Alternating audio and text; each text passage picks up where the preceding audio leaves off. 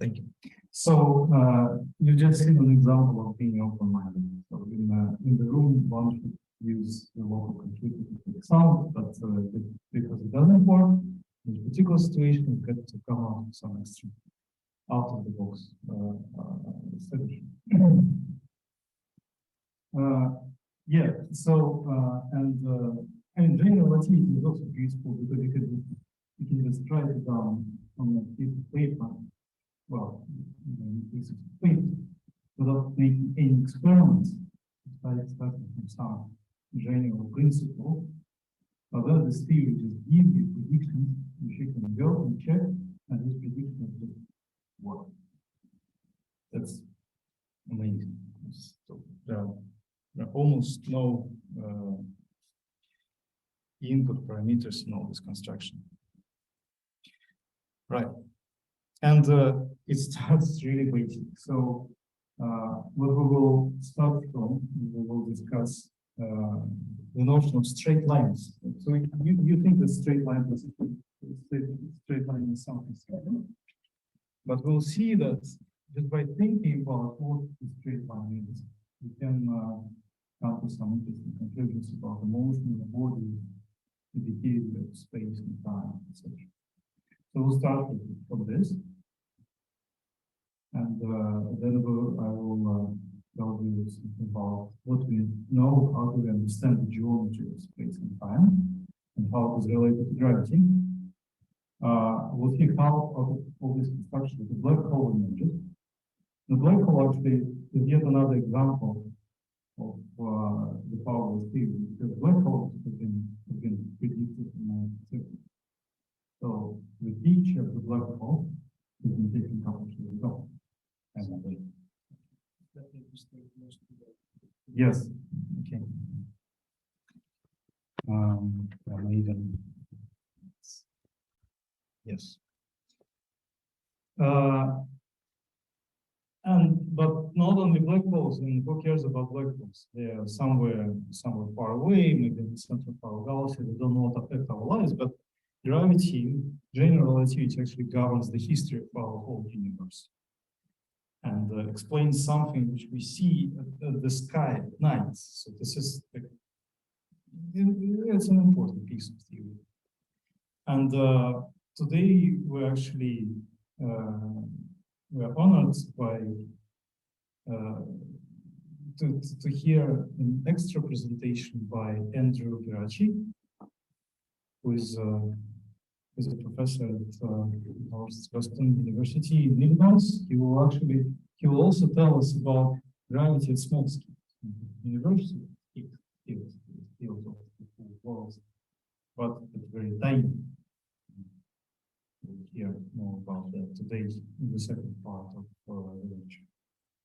But let's start. So, what is straight line? So, if you ask mathematician will tell you. So, if you say, I have 2 points, I can take a ruler and I can draw a straight line between 2 points. I mean, I can define it. There are Euclidean axioms about straight lines. Straight lines, like 2 parallel straight lines, they don't intersect, for instance. So between 2 points, I can always draw a line, etc. This is nonsense Greeks.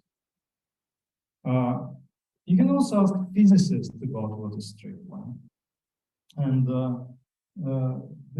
the physicist who is aware of the words by Newton, of the second law of Newton, will tell you that, well, if I take the body, the object, which is free from impact of any forces, so the free object, so this object will either stay in place or it will move with constant velocity somewhere, with steady motion. And because the velocity is constant, velocity is the vector, is the arrow which defines the direction of the motion. So the object will actually also move along the straight line, because the velocity is all the same, it points the same direction, so its trajectory is a straight line. So in the physics of 19th century, in normal circumstances, the motion of the free body is also straight line. Actually, the good example in our everyday experience of how the free bodies behave, I found John Mitchell, Eric Chavez, Dave Scheinbaum. We're looking for you four.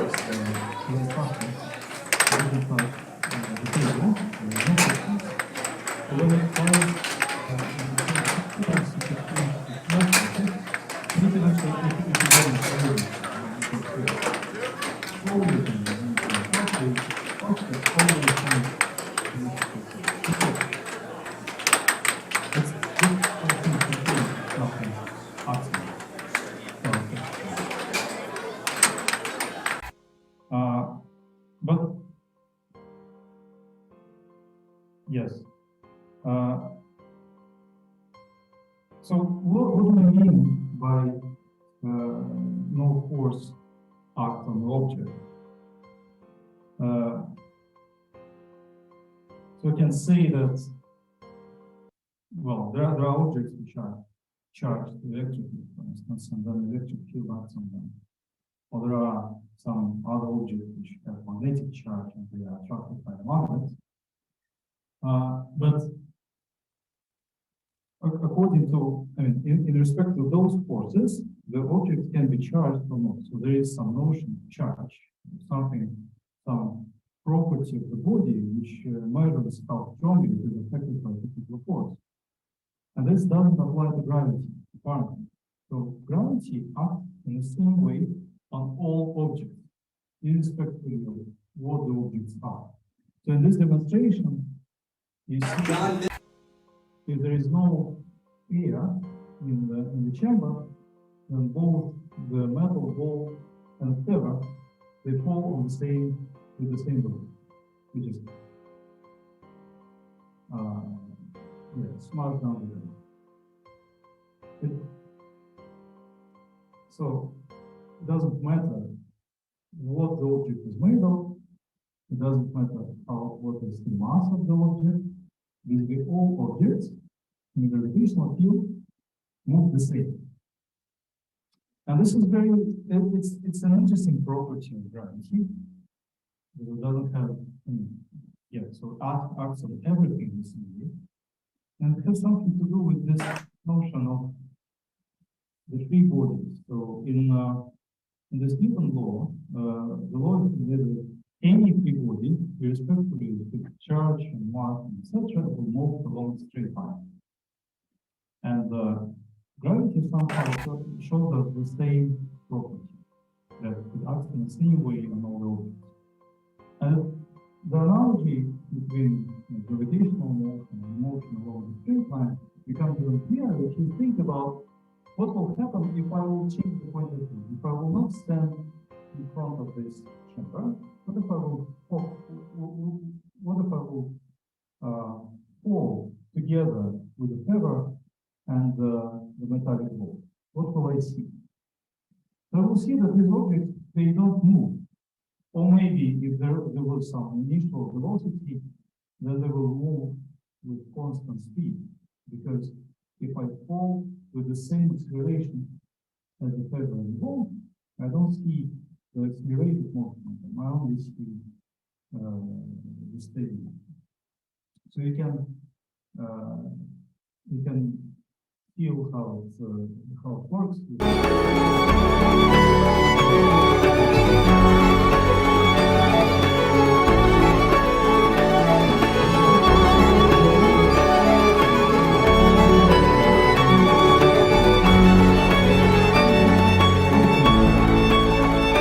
They may fall with some acceleration. I mean, in this particular case, actually, it's supported by air. But the point is, if you fall together with objects, and all objects in the gravitational field fall with the same acceleration, then you actually guaranteed to fall together with them and to see how they only move with constant velocities around.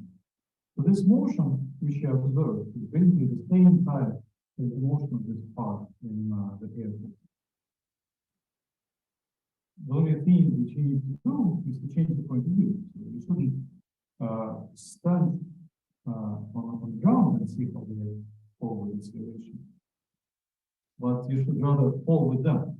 So from the point of view of the static observer, you see that, so this is the height, this is the coordinate. So let me consider the paratrooper who is falling with some velocity forward. So he will fall along the parabola. This is the trajectory of the falling paratrooper. And there is another paratrooper who hasn't any velocity at the beginning, who just falls down, but his vertical acceleration is the same. So basically they will fall together, and this guy is moving this guy. So what you will see, of course, in his moving frame, from his point of view, is that this guy just approaches him some quantum velocity. But he will not see this problem because both of them are falling with the same acceleration. The acceleration is the same because gravity are in the same way of falling. So that's interesting. So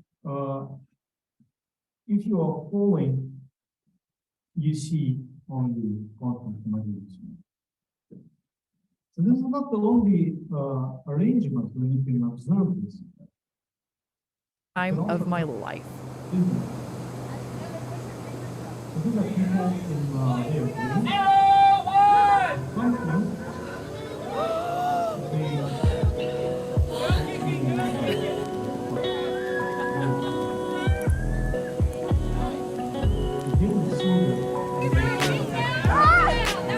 So I was supposed to narrate this as it went, but I could get no intelligent commentary out of myself. I have no idea what to say.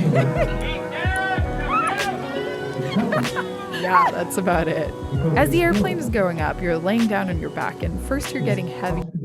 At the moment is also falling. So it goes along the trajectory of the falling body. So this is a parabola. Again, from the point of view of the static observer, there is a plane which firstly first accumulates a lot of speed here.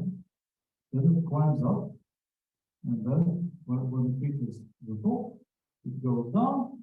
But the pilots are very carefully following a particular track here. And this track is the same track as it would be with a stone by throwing. So it will be parabola.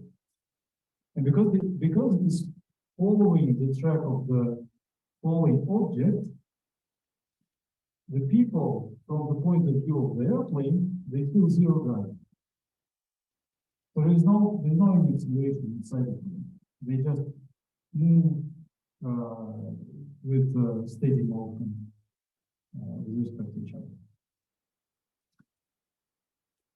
So it is actually quite interesting that unlike other forces, unlike electric force,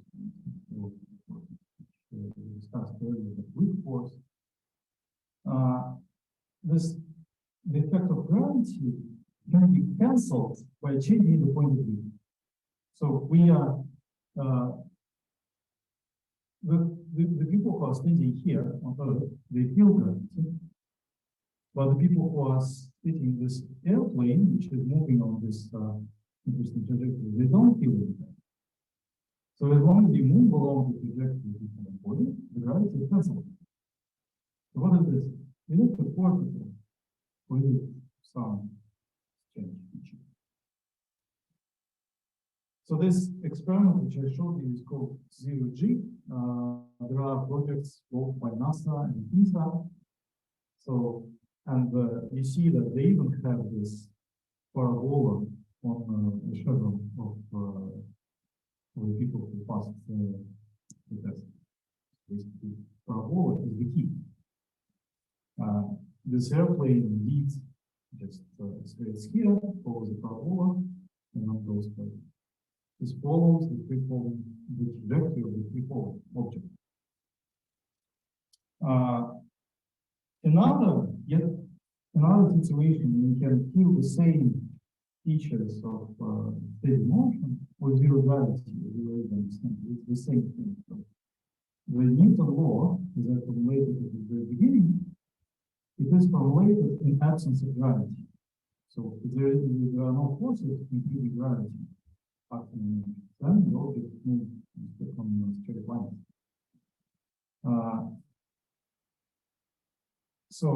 And now we learn that in order to cancel gravity, in order to avoid feeling gravity, it's enough to follow the trajectory of the moving of the falling body.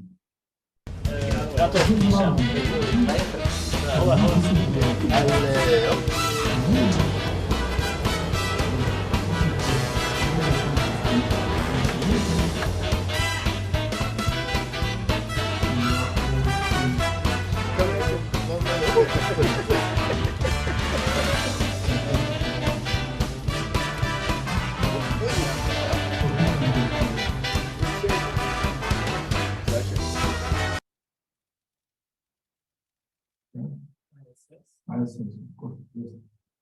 So this is the International Space Station. But International Space Station is orbiting Earth. So this is an orbit.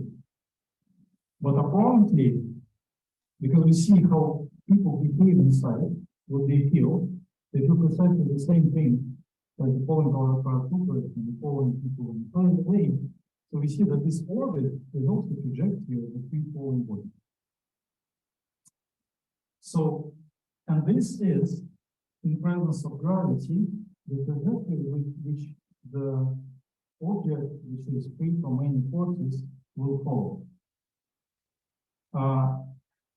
We can actually conclude from this that while mathematically the straight line is untouched, the straight line, from the physicist point of view, in presence of gravity, straight line can behave like in a weird way.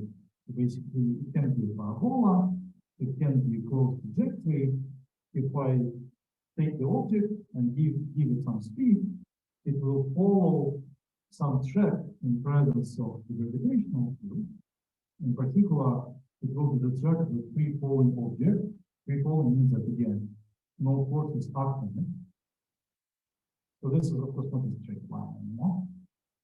But this is what's called geodesic. So mathematicians will call it geodesic, while some physicists, especially those who are familiar with general relativity, those who keep calling it straight line. Because there are no forces acting here, right? Even though, so there are no forces in this, well, you can say there are no forces except gravity, but I can take such a point of view following this object that there are really no forces. So it cannot be from the physicist point of view that depending on the way I observe certain experiment, I either have forces or I don't have. So the forces should always be there. If gravity can be cancelled by the change of the point of view, that means that motion along the gravitational trajectories is motion in the free body. And all free bodies follow the same trajectories. So the effect of gravity is to curve the straight line and to turn it into this geodesic. And we'll now discuss how exactly that will happen. Because straight lines are quite important for geometry, right? So we started from saying that with the beam and axiom, the straight line, etc. What are these axioms about? These are the axioms about geometry. About geometry of the flat plate. Now gravity tells us that the straight lines in presence of gravitation become curved. They turn into the trajectories of the free falling body, the geodesic, which can be anything. Well, not exactly anything, but can be quite anything. So what happens? Apparently, gravity changes the features of our geometry. So you can see it here, for instance, how trajectories behave when we discuss them in different geometries. So this is the trajectory of the flight in Air City, which goes from Stockholm to Los Angeles all the way through in 10.5 hours. This is actually, it's actually real data for the flight, which went last week. So here's the trajectory, but you know, it looks a bit stupid. So why wouldn't you go just here, like straight? You would maybe question what to do, right? But this trajectory is curved, not because people want to go through. The geometry is curved because the space on which the flight is traveling is curved. So the flight is flying on the surface of the planet. The planet is spherical. Sphere is a curved space. So if I look at it in a 3D projection, if I look at it from the space, I will see that actually this flight follows a perfectly straight line. This is the shortest path between Stockholm and Los Angeles. It goes to Greenland, goes to Canada, and only enters US somewhere in the north. Basically, you learn that if you want to go from Stockholm to Los Angeles, you think that you go to the south, you actually need to start. And this is the feature of the curvature of the space in which the flight is traveling. So this space is a sphere, space is a curved object. That's why a straight line, the shortest line of this curved geometry, looks like this strange curve. And it almost looks like parallel. So, and now we start thinking about geometry in a little bit more open-minded fashion, as I said in the beginning. So, in curved spaces, once we start thinking about curved spaces, we see that the axioms, the Euclidean axioms, they don't apply anymore. For instance, if we take two parallel straight lines, then on a sphere, if I start them here, for instance, in parallel, and then I continue, they will eventually intersect. Because the straight line on the sphere is a big circle, so they will actually intersect in 2 points. This is what happens in the sphere, but for instance, there are other geometries like a cylinder where the Euclidean axiom is tilted, right? So you see that two parallel lines never intersect. So curvature is a feature of space which makes the shortest and the straight trajectory curved. And this is the role of gravity, to create curvature. So for instance, massive objects like our planet, they curve space. So there are Einstein equations which basically relate the curvature of space-time and the energy, the mass of the object. So it curves space, and because of this, the straight lines in this space will become themselves. So the straight lines in this curved geometry are the orbits, are parabolas, and if I take two objects, leave them far away from the surface and chop, both of them will actually try to reach the center. So these are two parallel lines which are trying to come closer to each other. This is what gravity does with gravity. This is also an effect. There's also an effect which is called tidal force, because the trajectories of falling bodies tend to come closer to each other. if I would have if I have a moon somewhere here, the moon will attract the water from the surface of the Earth in such a way that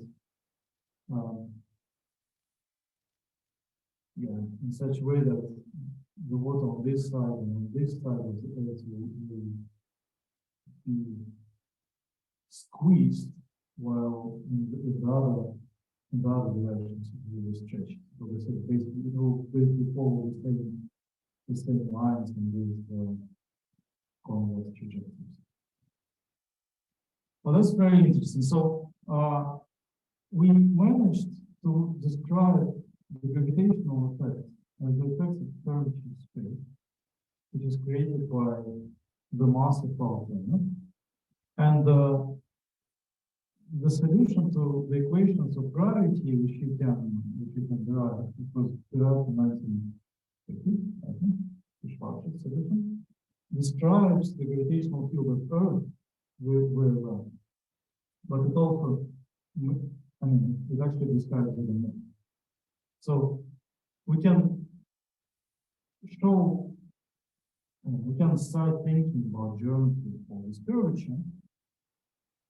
So here it is somehow illustrated. But this geometry can be extended further to the center. So if we will stop thinking about the Earth in particular for now, and we will ask ourselves, so what will happen if I will make our planet smaller, keeping the mass? So we know that as like the further from our Earth, the gravity is weaker. The closer to Earth, the gravity is stronger. So what if I will allow myself to come even closer to the center? Well, if I make it a little bit smaller, then we'll see that this curvature will keep growing. So the gravity on the surface of small Earth will be stronger than the gravity on the surface of real Earth. And if I keep pushing it, if I will keep continuing the same process, and if I condense the Earth down to the size of 1.75 centimeter, so like the full mass of Earth in the ball of this size, I will reach the curvature here, which is so extreme that my Earth turns into what's called a black hole. So this is now abstract solution. So basically, again, we solve the equation for gravity. We get this solution on outside of the spherical object. Now we keep asking questions. So what will happen if this object is smaller? The solution doesn't change outside of this object because this is just a solution to the equation. It only cares about how much mass is inside. So I keep making this smaller, and I see that the solution develops something really strange. So, and originally, when the solution has been derived, this is some pathology of equations and pathology of solution, something else. But now we know that this black hole is the feature for one.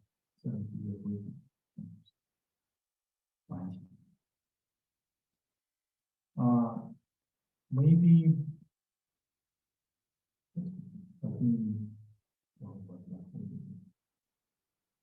so this is not the picture of the black hole. This is how it is modeled, but I think I was showing. I mean, the picture of the black hole was really boring now, just a list. But this is the picture which was shown in stellar and some. This is usually how the black hole is pictured. But what is shown here? How do we understand this picture? Is it just a mysterious light or something else? So when you have a massive object, there are circle trajectories around it, as we do.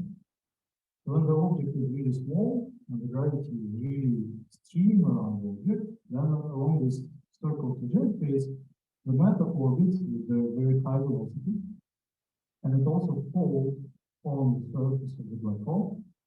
And when it does, all these tidal forces, which I showed you here, they tend to compress the object. So you see that if I take these lines and I continue all the way to the center, they keep pressing. And when you press something, it heats up. And because it heats up around the black hole, it starts glowing. So this glowing stuff around the black hole is a matter which falls on it, and because of tidal force, it gets heated. This is what's called accretion heat. Okay, I just said this, but what I see here is not. So apparently, in reality, this thing is just a disk which is orbiting the circular object. And this is what we see here in front. So here on this plot, I show the black hole, and there are 2 points in front of the black hole, and behind the black hole, the 2 points of this accretion disk. So we see the front here in front of the black hole, but we can also see the backside, because the backside here shines light, and the light is bended because in my strong gravitational field, the geometry is curved in such a way that the straight lines, which are usually followed by light, are not curved, and the light goes around the object and gets better momentum. So, because of the extreme gravitational field, I can also see the backside of the accretion disk on the other side, above and below the black hole. This is this picture.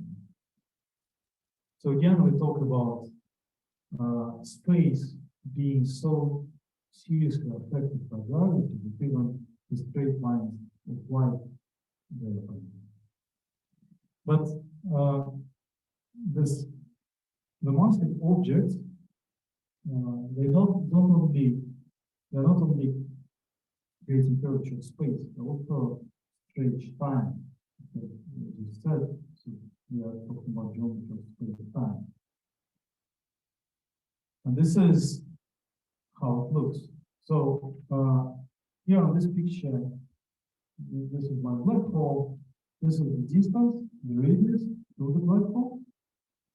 And this is the time direction.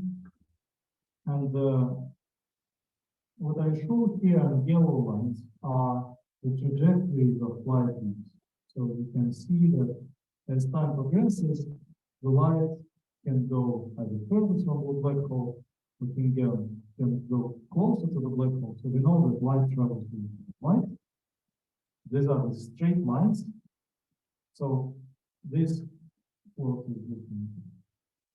But as we come closer to the black hole, the time stretches because of gravitational effects, because of this curvature. Because the time stretches, this cone, this is called light cone, it becomes narrower. So here it doesn't go 45 degrees anymore because it stretches in this time direction. And the closer we get to the black hole, the more it is stretched. And on the black hole horizon, on the surface where we see that it is black, the time actually is stretched to such an extent that even light has no time to leave the surface. So it takes infinite time to leave the surface of the black hole. So it is quite strange, actually. So if we look at the black hole and something is happening on the surface of the black hole, we can never see any dynamics because time is stretched no end to the static. So if a ball hits this girl in the face on the surface of the black hole, this is the picture we could permanently see. Energy is time for us. From our point of view, time and especially the black hole doesn't move. And that's precisely the reason why the black hole is black. It doesn't move for light as well. So, yes, indeed, what we learn from this is that we started from talking about straight lines, right? So, and then we understood that gravity can be reformulated as the feature of geometry curves the straight line. But not only curves the straight line, the space of curves our trajectories in time. And this effects which we can see in black holes.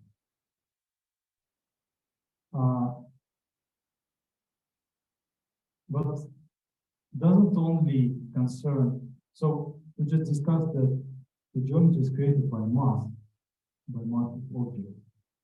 So the black hole is one example, but our universe is actually not empty. It's filled with astrophysical objects. So this is the data taken by the Sloan Digital Survey. So this is an automatic telescope which watches the sky for the night and collects a lot of data. There are millions of stars and galaxies. This is the real data which we can observe. So the universe, as far as you can see it, is filled with matter. And is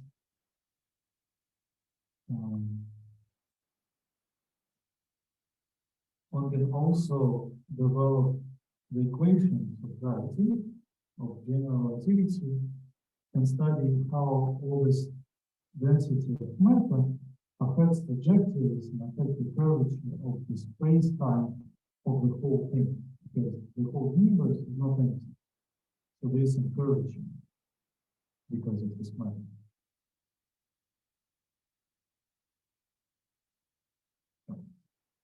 And the solution which you get is also, I mean, again, is a surprising solution. So you see that the universe is not static. It inflates like a balloon. So again, you get the solution, and this solution was obtained by Einstein. That's at the very the early stages of general relativity, and we were really to discover it because it looks like something strange. I mean, why universe would suddenly inflate? And there is a story that because of this is what's called cosmological constant, obtained a solution which is a solution which is static. But now we see in the data, looking at the sky, that the solution is actually correct. So again, as in the example with black hole, we first get some formal solutions from the theory. We may not believe them, but we should be open-minded enough not to forget about them. Because once we have enough experimental power to check it, it may actually become true. So what we see is that all these galaxies observed here, all these galaxies are actually moving away from us. And because they are moving away, we understand that we can actually treat the whole space and time of our universe as this inflating balloon.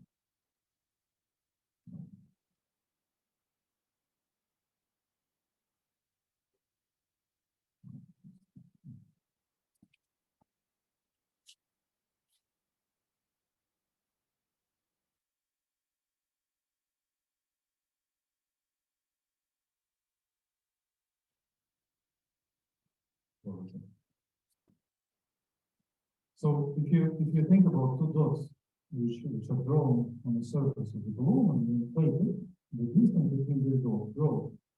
So they might not move on the surface of the balloon, but because the balloon itself inflates, the distance between them also grows. And because and this is what we see in the telescope. So all these objects are running away from us. We measure it because of the Doppler shift, because if the object is running away from you, the light which comes from this object becomes moved to the red part of the spectrum. So this is called cosmological redshift. And apparently, if you look at the sky at night, you see that the sky is black. So it's a black sky with some dots of stars. However, what I showed you a second ago, the universe is filled with stars, actually filled completely homogeneous. So what you should expect from the picture is that when you look at skies, you should see homogeneous bright lights coming because there are stars at every single point so you can point things. So the sky is black because the light from most of these stars is moved to the red part of the spectrum.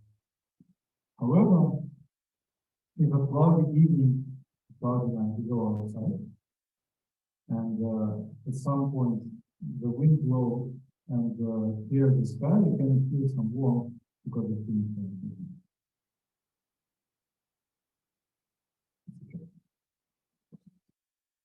But yeah, stars are everywhere, and they are shifted to the invisible spectrum. That's why our telescopes actually they are not. I mean, some of them are still working visible, but most of them are working infrared, like this James Webb telescope, which was launched recently. It is also working. Yes, this is what you can say about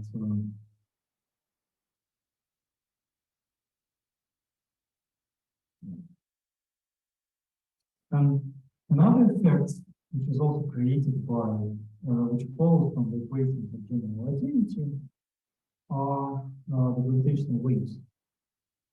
So, as we discussed, the curvature space is created by some energy density, some compensation of energy. But the curvature itself also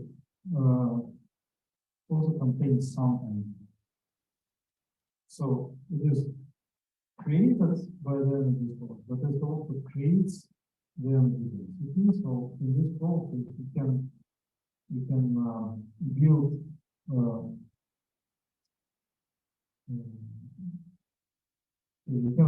phenomenon which just propagates. So if the energy which is created by gravitational wave, by the gravitational curvature, and the gravitational curvature creates energy, and so on and so on. So this is what's called gravitational wave.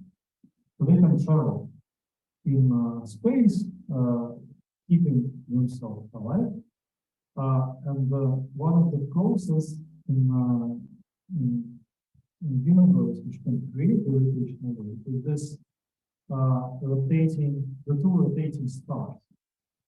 So if they are coming very close together, so both of them they are heavy enough to curve around them, but also they are not static. So they don't just make this funnel, which I showed you from the previous pictures.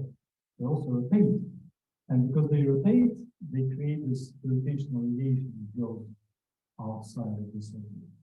It can be also rotating, but how do we detect gravitational? So, as we discussed, gravity is the curvature of space-time.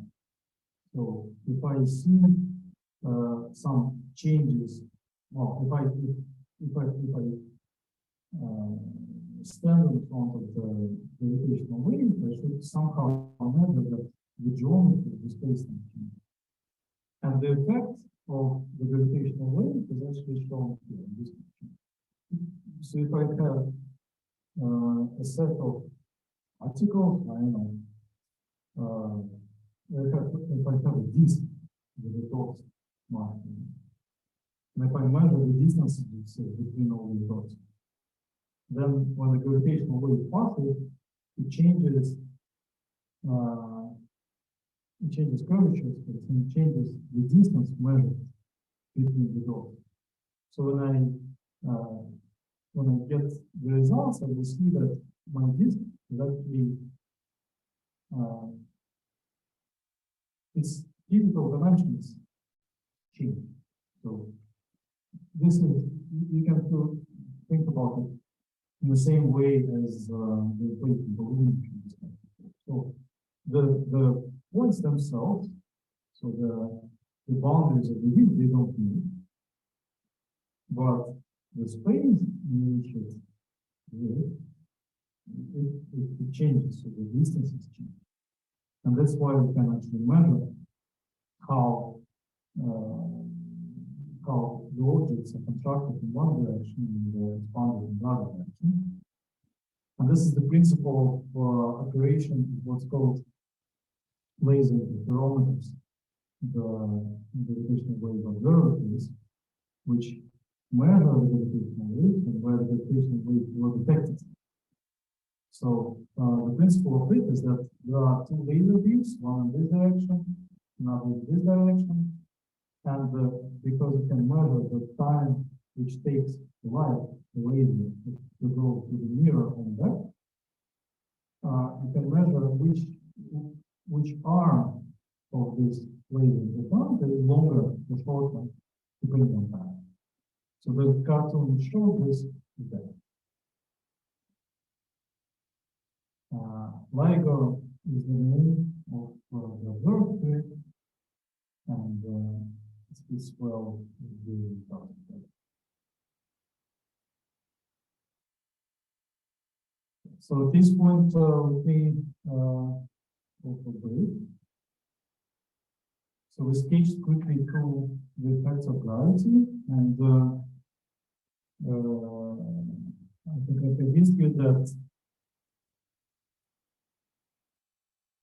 just by thinking about geometry of space in a little bit open-minded fashion, we can derive a lot of dynamical effects and interesting physical phenomena, which actually make it simpler for us to think about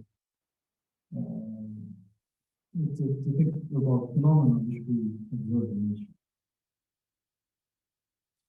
Yeah, let's start.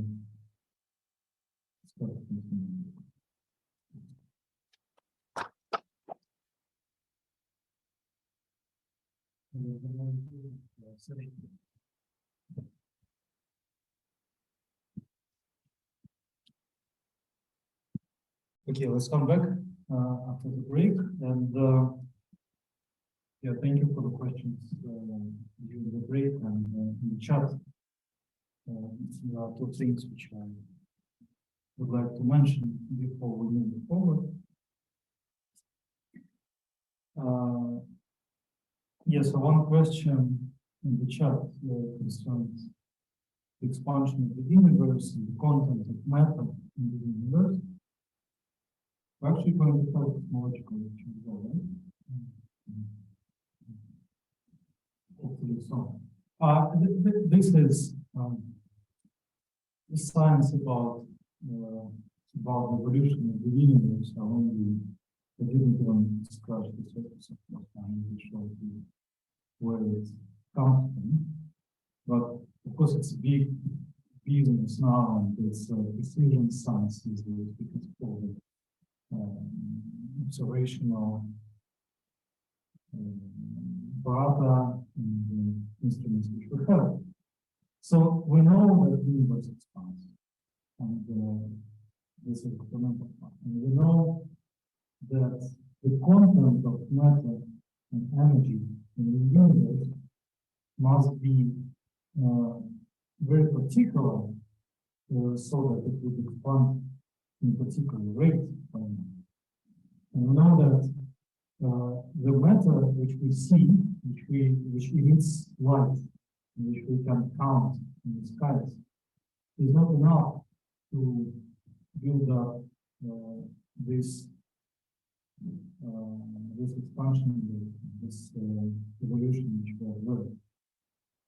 So we know that there must be at least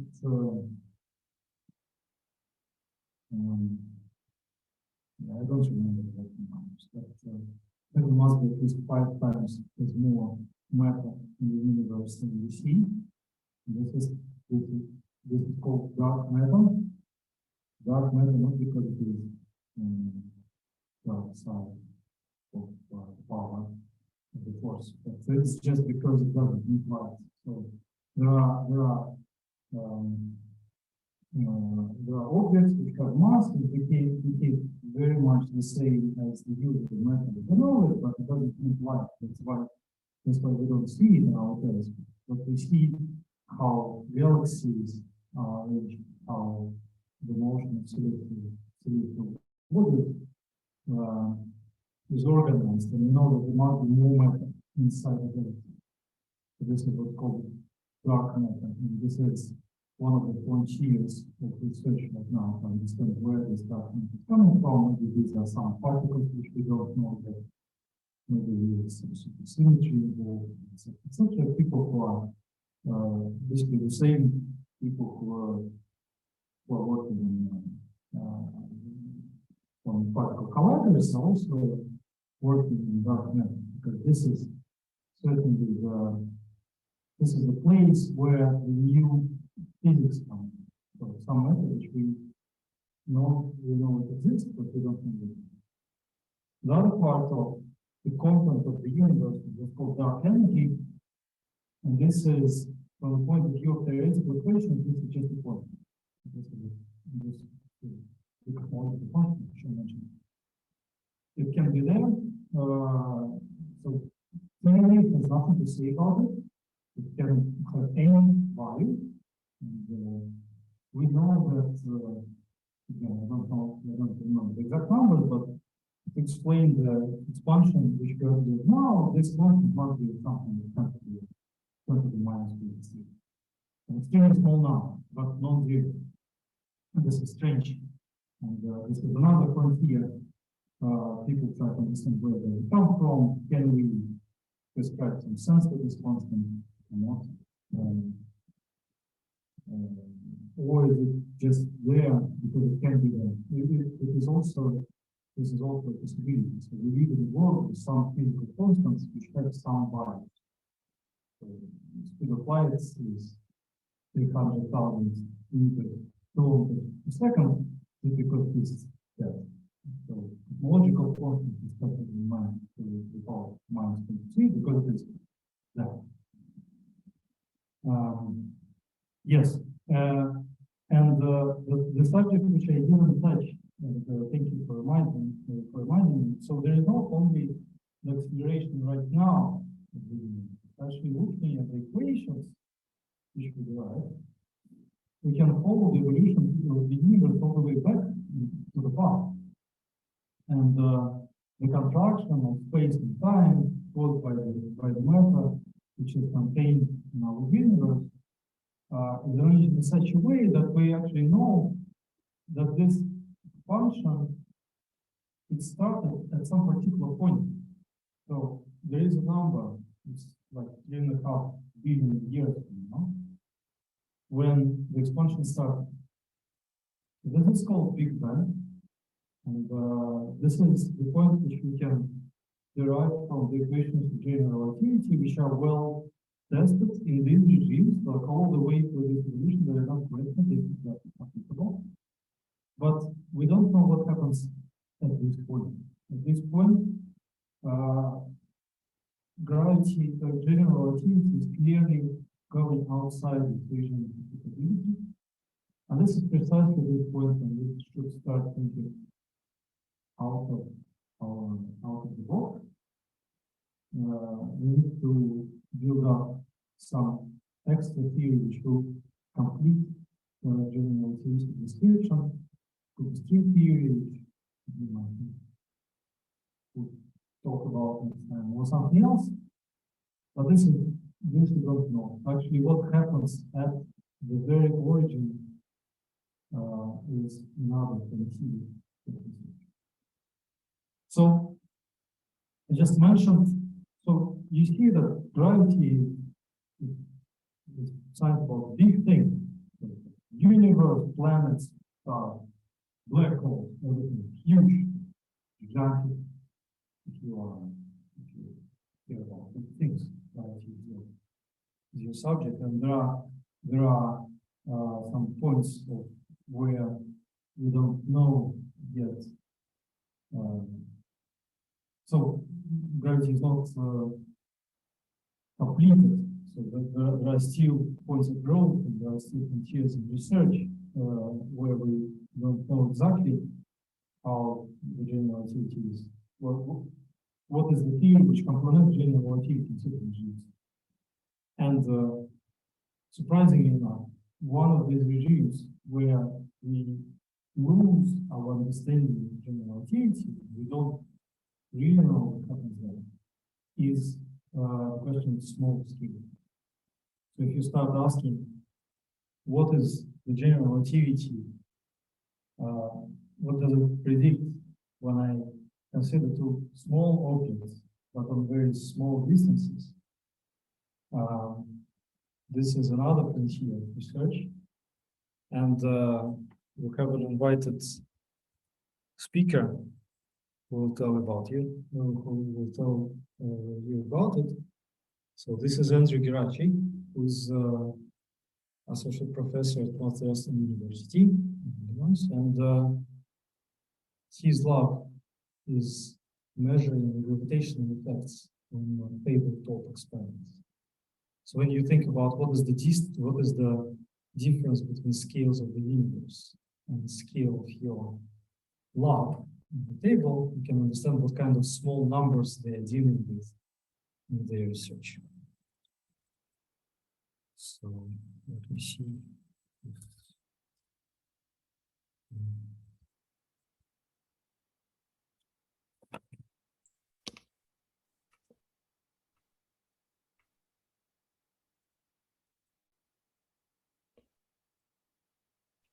Andrew, are you here? Yes, hi. Can you hear me? Good. Let me just turn on sound a little bit. Yes. Are you able to hear? Yes, very good. Okay, great. Yeah, I can go ahead and share my screen. And I guess let me know if you can see the slides once it starts here. So we see the window, but not the slides themselves. Well, not on the full screen. And how about now? Yes, now it's perfect. Okay. Yes. Well, should I go ahead and begin, or? Yes. Well, firstly, thank you for coming, and already introduced you. Yeah, so thank you to the organizers for the invitation to speak at this event this evening. So yeah, I was going to say a little bit about some experimental tests at sort of the forefront in terms of really putting gravity to the test. And one of the aspects of gravity that can be tested in the lab is to see how it behaves at short distances. And in particular, we can test some of the principles that we heard about in the previous lecture. For example, the equivalence principle, where we saw feathers and metal blocks falling at the same speed.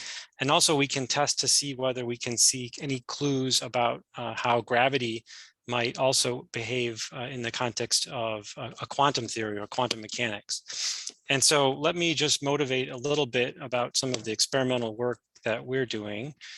So if you look at the standard model of particle physics, it's a really remarkably well-developed theory that can be used to calculate with very high precision many aspects of the physics that we see around us. So there are the fundamental particles, and then the fundamental forces, and we've recently discovered the Higgs boson, which explains how particles can get mass. And so certain parameters in the standard model, for example, if you looked at the magnetic moment of the electron, can be tested against theory to many digits and decimal places to check to see that how accurate this theory actually is. And you can see here, according to the work of one of my experimental colleagues, where he's been able to basically verify this theory to some extreme number of digits of precision. But despite this tremendous success of the standard model, it leaves many, many questions unanswered. So in particular, we heard something just a moment ago about dark matter and dark energy, and it can't really do a good job explaining that. But one of the other things that the standard model doesn't do a very good job of is explaining how gravity fits in with the other standard model forces. And so one way to sort of look at that is to consider for example, the 4 fundamental forces of nature, and we can look at sort of how strong they are compared to each other. And so if you say, for example, took an atom and looked inside, zoomed in really close, you'd see the nucleus of the atom, and you might have, say, 2 protons inside the nucleus of the atom. And the proton is a positively charged object, and so 2 protons inside of a nucleus would have some sort of electromagnetic repulsion between them. And that repulsion, let's say, we set the strength of the repulsion to be 1, just to give a scale for how strong the interaction is. Now, the strong nuclear force, which holds the nucleus together, of course, must be bigger than that. Otherwise, the protons would fly apart and the nucleus wouldn't be there anymore. So it turns out it's about 20 times stronger than the electromagnetic interaction. There's also the weak nuclear force, which is one of the other 4 fundamental forces. And this is much, much weaker than the electromagnetic interaction between these 2 protons. But if you ask, well, how does this compare with the gravitational strength of the interaction between these protons? We know that mass creates a interaction where we have attraction between masses, and so it turns out that you'd have to write down a 1 with 36 zeros after the decimal point if you wanted to make a comparison for how much stronger the electromagnetic interaction is than gravity. And so this creates not only being a strange fact, it also creates some significant problem in theoretical physics to try to understand how the rest of our understanding of the standard model works while having gravity so weak at the same time. And so to say it another way, one can look at sort of what is the energy scale of gravity, where we would expect to see quantum effects in gravity, and how does that compare with the energy scale of these other physics that we understand, for example, at particle colliders. And it turns out there's about 16 orders of magnitude of space in between these energy scales where there's no known physics, or a sort of desert of what's known in between.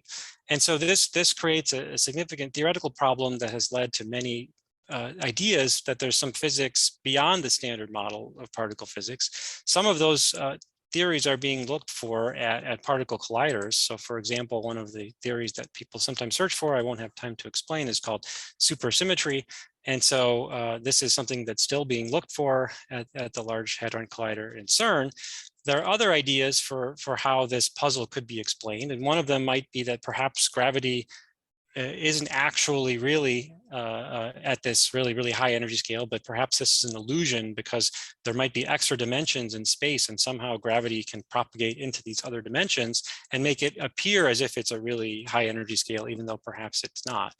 But either way, I mean, one can do experiments to put these ideas to the test, not only by using particle colliders, but by making high precision experiments where I try to look at how the gravitational force behaves between objects that are separated at short distance. And it turns out that the distances below sort of a millimeter scale are where some of these theories suggest that one might actually find a deviation. And so there was an article that came out in the popular magazine, The Economist, a couple of years ago, sort of comparing the size scale of these kind of experiments with the size scales of these large accelerator experiments. And certainly I wouldn't argue that these precision tabletop experiments can search for everything and duplicate what you can do in a big particle collider, but it's certainly a different approach where one substitutes really high sort of brute force, high energy for doing high precision with a very precise measurement on a tabletop. And so I'm not going to have too many equations here in the talk, but this is sort of one equation that maybe you've seen before. This is the Newtonian potential, where I have an interaction between 2 masses separated by some distance r. And then there's the Newton constant, which basically sets how strong that interaction is. And the weakness of gravity is related to the fact that that Newton constant is really small. And so these theories beyond the standard model suggest that what I have here on the left outside of the parentheses isn't really the whole story. And perhaps there's some new interactions that show up when you bring the masses closer together than some length scale, perhaps at the sub-millimeter range. And this may help solve this hierarchy problem to sort of unravel the mystery of why gravity appears to have such a high energy scale, or why it appears to be so weak compared to the other forces in nature that were around all the time. And so there are, for example, ideas from string theory or supersymmetry, or these extra dimensions in space that I mentioned earlier. And in terms of the connection to the previous talk, so if we were to observe something like this, we would see what some folks sometimes call a fifth force. And this, in many cases, could manifest as a violation of this Einstein equivalence principle, where now we wouldn't have everything sort of falling the same. We would have differences in the way the gravitational interaction would behave because of this new correction term. And so one can do an experiment then to see, how does this hold up? Can I really test this 1/r form of the Newton potential in the laboratory? And so I can look at kind of the landscape for how well we really understand this potential, and how well we've really experimentally checked that we have this 1/r type potential in terms of this Newton potential. And so you can now look at a variety of length scales here. On what I have on the horizontal scale here is the length scale in meters, going all the way up to sort of planetary scales here, and then all the way on the left side down at laboratory scales, down to within 1/10 of a micron, or 10⁻⁷ meters. And what I have on the vertical scale is a parameter here where I'm testing how well do I know that there's no correction term that's strength alpha. So alpha is just some number relative to 1. So if alpha was 1, then you'd have a correction that was the same strength as gravity. If alpha was much less than 1, you'd have a much weaker interaction. And if alpha was much larger, a much stronger interaction than gravity. And so if I zoom in kind of at the bottom here, so this area in yellow has been ruled out by experiment. So we know you wouldn't have any interaction here with a stronger interaction than what's in this yellow band, because that would show up in the experiment, and we haven't seen it. So in particular, at kind of length scales of the Earth-Moon distances, people can shine lasers at the moon and see how the moon moves relative to the Earth, and really do a good job checking that this 1/r potential holds to an extremely good accuracy. And so you can see here at this length scale of the Earth-Moon, you can have about better than a part in a billion check of this 1/r type potential. But now, if you zoom in all the way on the left side, where you're now at 1/10 of a micron, you can see now that actually I could have an interaction here that would be even a billion times or more stronger than gravity, but there'd be no experimental evidence which would otherwise exclude that. So we really haven't studied gravity very well, and this 1/r potential very well, when it comes down to these really small laboratory type scales. And so that's some of the effort that we're trying to do, and other groups around the world are trying to do, to really put gravity to the test at these short distances. So this is a challenging for two reasons, a challenging thing. And so I'm not going to go into too much detail, and don't pay too much attention to the equations here. But the message is that one of the challenges has to do with how the weakness of the Newton constant, and how things scale with the gravitational force. So if I just have two spheres, and I were to say, what's the gravitational force between the two spheres? And imagine I shrink the system down and I bring them close together and say, well, how strong is this force that I'm trying to actually measure here? Well, you can put some numbers in, and take some dense material that you can find on Earth, maybe gold or something like that. And if you put some numbers in and you say, well, at the length scale where some of these theories will suggest I'll find something or discover something, how big is this? How big is this interaction? And so you put some numbers in, and you see the force is about 10⁻21 Newton. So that's 1/1 with 21 zeros after it. So this is pretty small number, but maybe that doesn't mean much to most people who don't measure small forces for a living. And so let's look a little bit more closely at that in terms of how tiny of a force one would actually need to see to measure that kind of effect. So imagine I have a person, say, and they're standing on the bathroom scale, and say they may weigh something like 70 kilograms. And so that would exert a force in the Earth's gravitational field of about 700 newtons or so on that scale. And if you had a very precise scale, you might be able to tell the difference, say, between 700 newtons and 700.1 newtons, say, if it could measure at the, say, 10⁻⁻1 Newton type level. But if I wanted to measure the force, say, of a dust mite that then came and landed on the person's shoulder, I would have to have a very good resolution. I'd need to be able to measure a force that's about 10⁻⁷ newtons, or many orders of magnitude smaller than that. Or perhaps for a bacteria or a virus, you'd need 10 to the minus 15 newtons or 10 to the minus 19 newtons. Or how about if I wanted to measure the extra weight of a single extra carbon atom that were to come along and float and land on the person's shoulder? You'd need to measure about 10 to the minus 25 newtons. So the force that we're trying to measure is really somewhere between trying to measure the weight of an extra virus particle or an extra carbon atom that's landing on someone's shoulder on a scale. So this is a really challenging problem experimentally. While at the same time, the physics I talked about earlier, when I compared, say, the strength of the proton charge interaction versus the mass interaction, the electromagnetic interactions are much, much bigger. And so any kind of background electromagnetic forces that might be present in the experiment actually oftentimes are much larger than the gravitational force you're trying to find. So how can we actually do this experiment? So one of the really mature technologies and techniques that people have used is to develop sensitive torsion balance type experiments. And so I'm going to very briefly describe what this is. I don't expect you to necessarily take away all the details here. But so the idea is that you can look for the gravitational interaction between a pendulum that's hanging from a torsion wire, and then some mass that we bring nearby the pendulum. And in this case, the mass has some pattern of holes and the pendulum has some patterns of holes. And you can look at sort of, as I spin the mass underneath the pendulum, how the torque on this hanging pendulum is affected by any sort of new correction to this inverse square law that might be present only when you get things together at short distances. And so using this type of technique, people have been able to produce the world's best limits at sort of length scales of down below a millimeter down to about 50 micrometers. People have also done techniques using cryogenic tiny resonators. So for example, this is a cantilever beam device with a little mass that's acting as a test mass on the end of a diving board, essentially.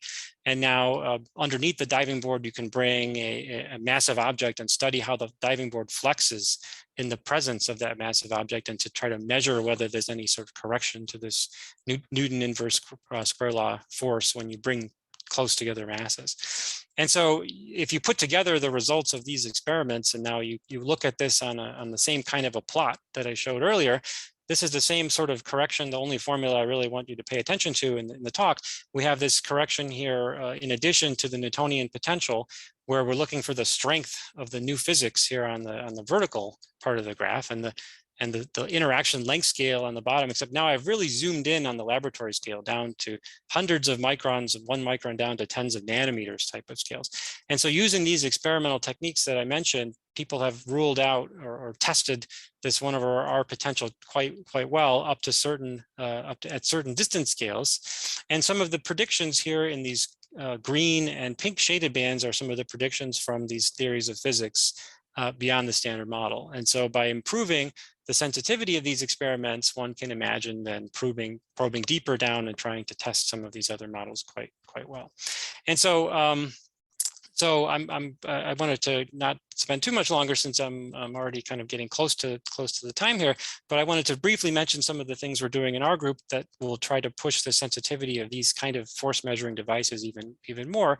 And so these devices are sort of mechanical elements, whether they're a torsional fiber or a cantilever beam or whatnot, and they're limited by dissipation. So imagine you have like a mass on a spring, and if you pluck the mass, you'll see it oscillate, and after some time, it'll stop oscillating, and then it'll come to rest. And so this is because there's friction in the system, and the friction basically slows down the spring. And so that friction, it can be characterized in terms of a number Q, which is kind of telling you how much of the energy in this oscillation is depleted every time it bounces up and down, or every time it cycles up and down in the system. And so these mechanical devices that we talked about are all limited by that, and that affects their sensitivity. In particular, this cantilever device has some loss mechanisms. There's internal friction in the diving board when the diving board moves up and down. And so in our lab and some other groups around the world, we're thinking about using different techniques where we can actually not have a mechanical device like that, but rather use a different device where we can actually take an object and levitate it using the radiation pressure or the force from light. So if you take a laser beam, you can actually put a force on an object and suspend it sort of in midair. and now look at how forces might act on that object that's suspended in midair. And if you do this and you pump out all the air, then you can get a very low amount of friction and a very good force sensitivity.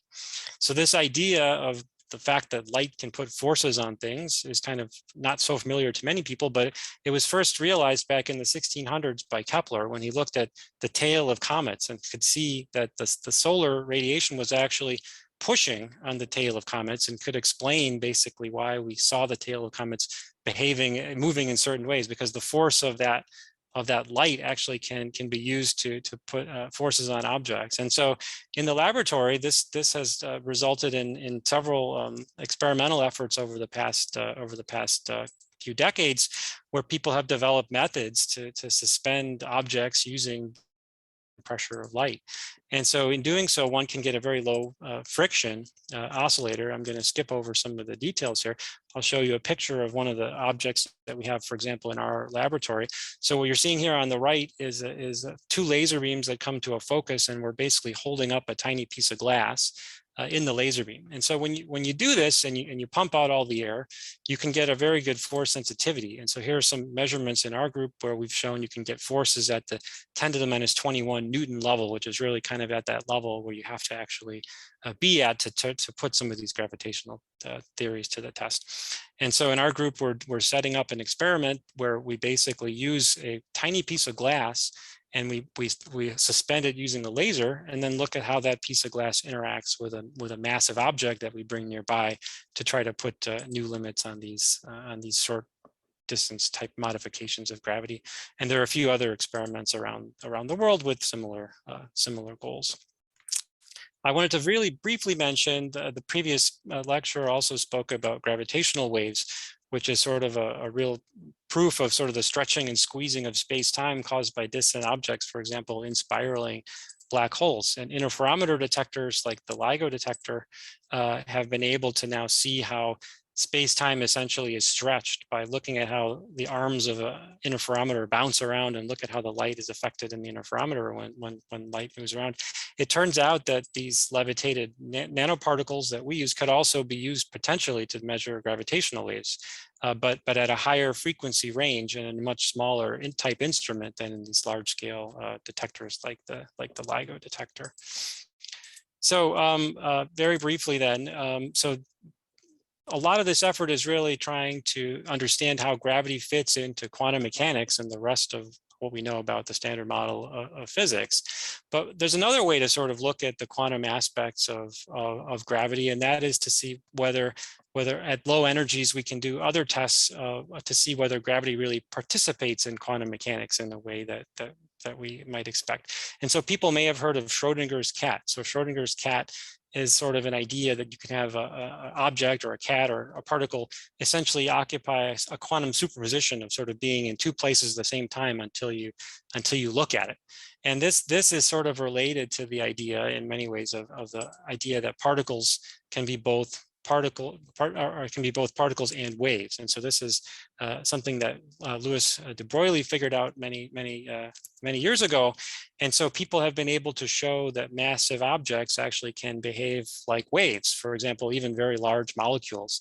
As people are being able to get more and more control over these experiments where we use lasers to suspend tiny objects, one can now get into the regime and some other groups where they've shown that it's possible to really access quantum behavior in these objects. And I won't say anything about that in detail, but perhaps one could then see whether these nanoparticles can actually behave like a wave, even though they're thousands of times or larger, bigger than anything else that we've ever been able to measure before.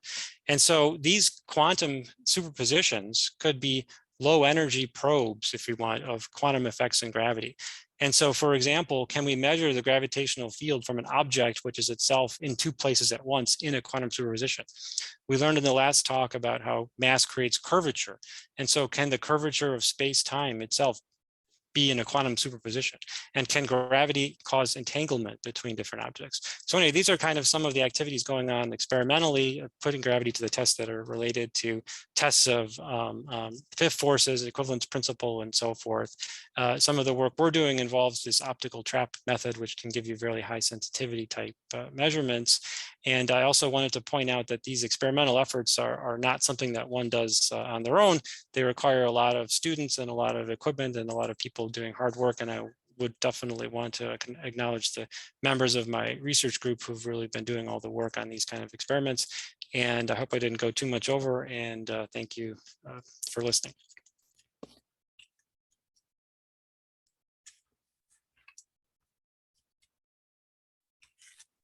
Well, thank you very much. It's really amazing how tiny the point measurements. It's hard to believe that this is true. And the gravitational laser beam is something we should have in practical. Thank you very much. Do you have any questions?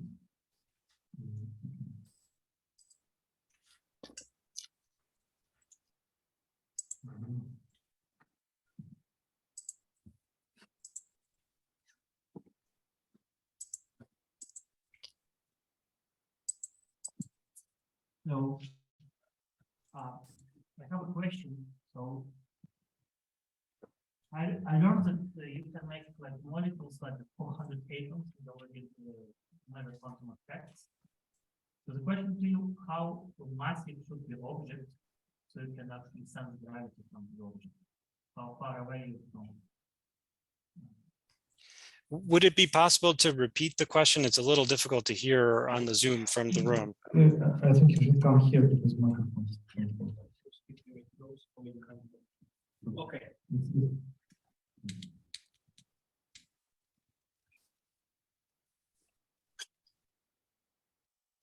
Yeah, so you can hear me here, right? Yes, very good. Much better. Thank you. Yeah. So the question, you mentioned that, okay, clear question is the following one. How massive should the object to be for you can measure its gravitational effect? And how far its quantum molecules are? So to my knowledge, it's like 400 atoms now, like of size carbon, so like more than 1,000 times bigger than hydrogen already. But how far is still to actually measure the gravitational part of it? Yeah, that's a great question. So I think the world record right now is a particular macromolecule where the experiment was done at the University of Vienna, where it's about 20 or 30,000 atomic mass units, or so equivalent to 20 or 30,000 carbon atoms, if you want, for mass. And so these particles that we're talking about are about 10,000 times larger than that. Now, measuring the gravitational signal from that is still fairly difficult. So ideally, it would probably need to go up another a couple orders of magnitude before one can actually sense the gravitational field. But there are ideas, and there's a sort of a roadmap of improving the technology where that may eventually become possible. But it's not something that's going to be easy to do in the very short term, I think. So 4 orders. Yeah, so 4 orders could be done, I think, in the near term. But to get to really measure the gravitational field, I think we need a couple more probably to really get the sensitivity. We can do tests of gravity, with basically micron size, slightly less than micron size objects. But so for these initial tests, we're aiming for objects that are closer to tens of nanometers.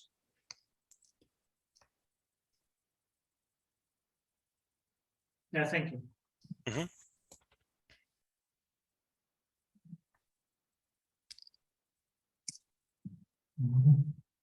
Can I ask one more? At the first slide you mentioned, at the first slide you showed comparison of strengths of forces. Yes. What this actually means more precisely? Yeah, so if you look at inside of a nucleus, right, you have 2 protons in it. Let's say if I have a nucleus with more than 1 proton, then there's an electromagnetic repulsion between like charges, the protons in the nucleus, right? So they're confined on the length scale of the nucleus, which is a small length scale. It's about 10 to the minus 15 meters. So they're packed pretty close together. And so they have a certain electromagnetic repulsion, but they also have a mass, right? The mass of the proton is about 10 to the minus 27 kilograms. And so there's also a gravitational interaction between the protons. And if I look at the ratio of those, the electromagnetic repulsion versus the gravitational interaction, one of them is 36 orders of magnitude weaker. And so I have to, it's a huge disparity basically in the strength of those two interactions. Does that make sense? So everything is under control. Proton, photon. Yeah,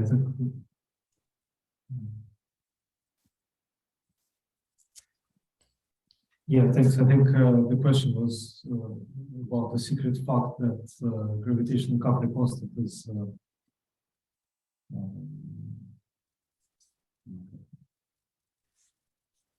Yeah, so it said it in a different scale. Yeah. Yeah, so the gravitational constant is quite tiny. That's another way of looking at it, right?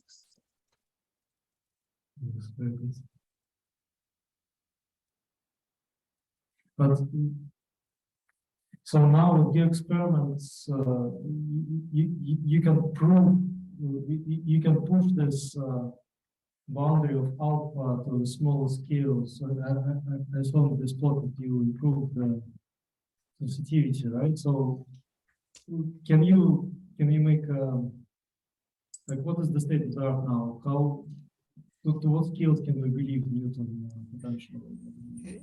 Yeah, so if you look at this term here, we're looking for these new fifth force type corrections, right?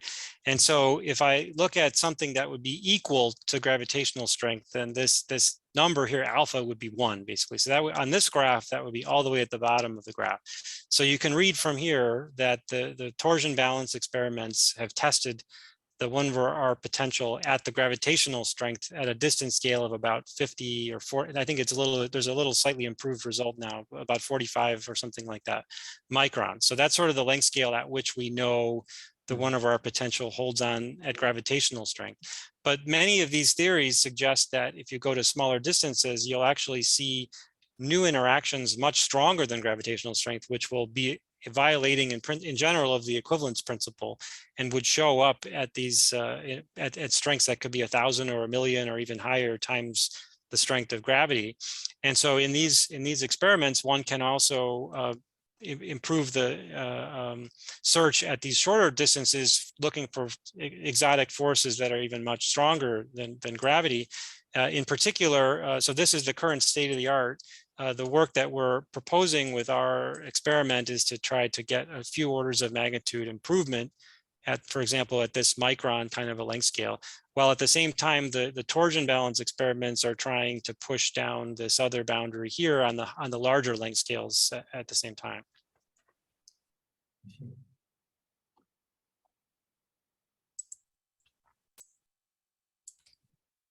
Yes, thank you.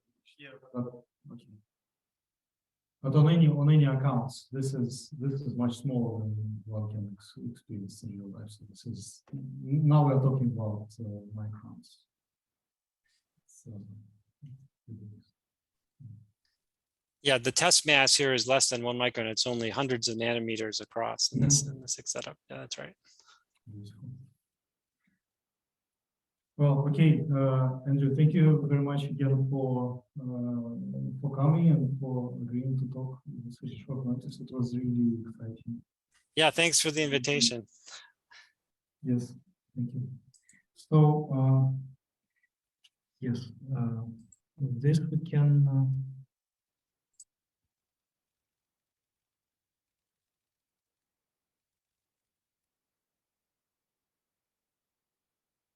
Yeah, so let me continue just to show the final slide.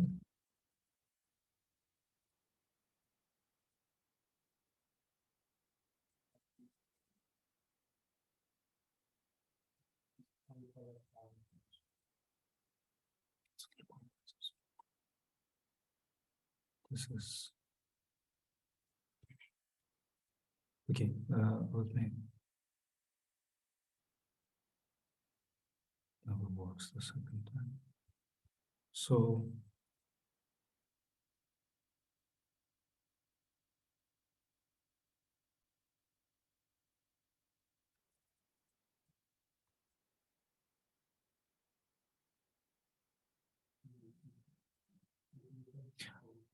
Oh, I know. I'll do this.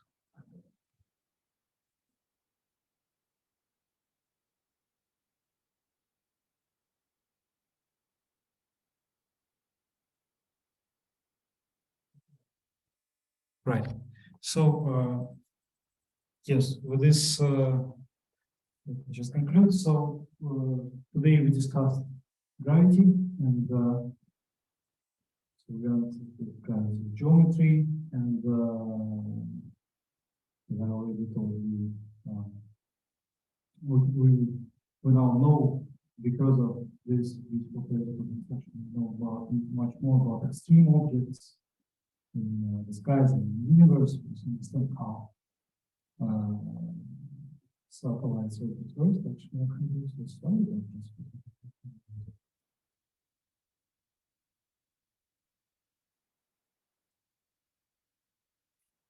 So,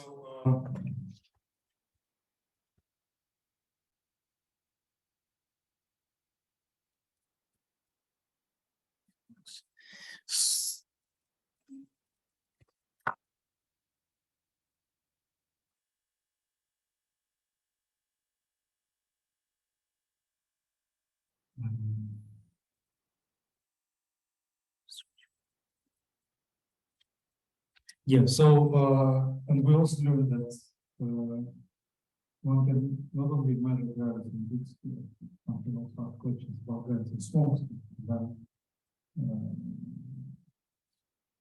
Then we can learn more about the fundamental interactions. So there are some text important besides electric, weak, and strong forces and forces of gravity. So with this, let me conclude. And thanks, they call the analysis of the series. And so this lecture belongs to the whole series of lectures which we are doing here in Stockholm and there and Uppsala. And we will be two lectures in Uppsala and one lecture in Stockholm. Thank you everyone for coming, and I hope to see you next week.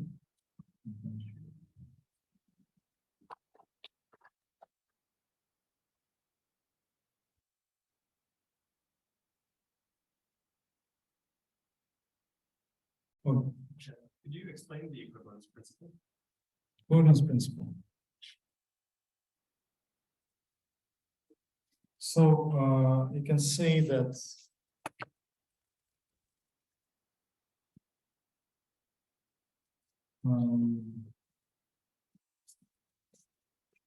so the second Newton law says that the acceleration of the particle is proportional to the force divided by the mass. So this is called the inertial mass. On the other hand, you can say that the gravitational force which acts on an object is mass multiplied by the acceleration of free fall.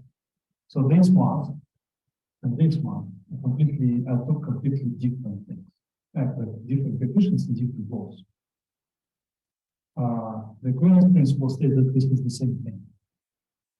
And this is underlying actually all these discussions about being in the gravitational field or accelerating in form is the same thing. It's something which you can confuse easily.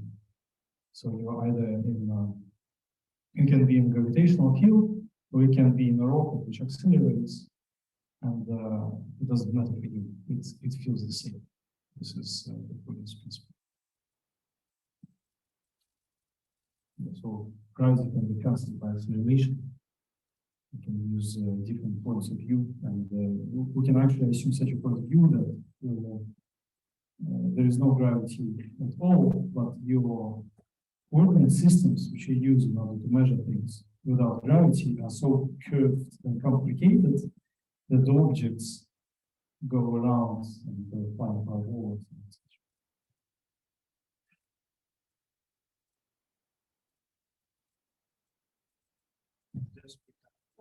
Okay, yes. I have two questions. So, first, to my knowledge, the gravitational potential and electric potential around like a point mass and a point charge, it's entirely equivalent. So why doesn't the same thing that you do for gravity, just to change your frame of reference so that gravity disappears? Wouldn't that work for electromagnetism? Can you maybe repeat the question as well? Yes, very good question actually. So we know that gravitational potential is m divided by r. On the other hand, let me call it by capital. On the other hand, the electromagnetic potential is q divided by r. So this is, in this way, they are grouped with each other. So the question is, why can I, by choosing some clever frames of reference, get rid of this thing, but I cannot get rid of this thing in the same way?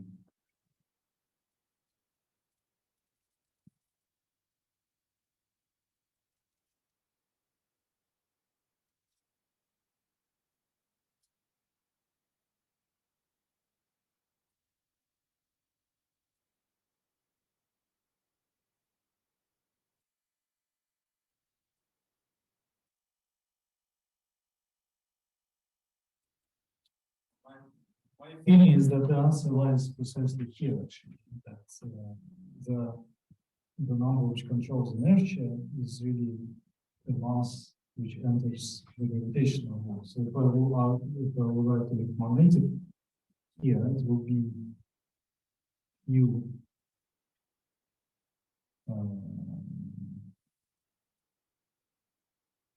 multiplied by the electromagnetic potential. So in some sense, G is gravitational.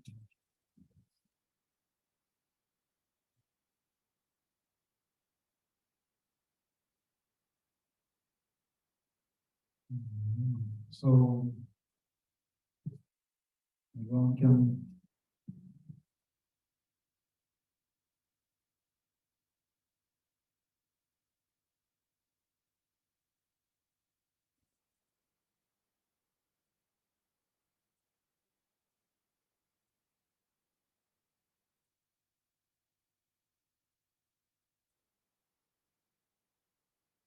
another thing we can say is that by choosing some clever frames, one can get rid of Coulomb potential completely and substitute it with Lorentz force. This is something which I was showing the other day.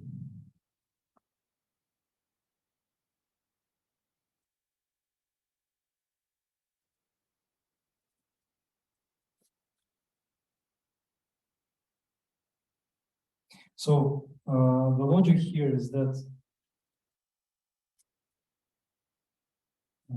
you might have picked up from the last Jim's lecture that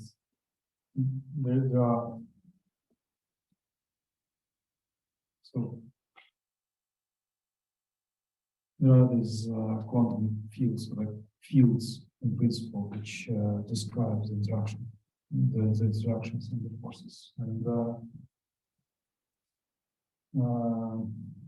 the field of gravity is the space-time itself. So basically, in case of electromagnetism, there is a field that can call A, it's a vector, which is defined at every point in space.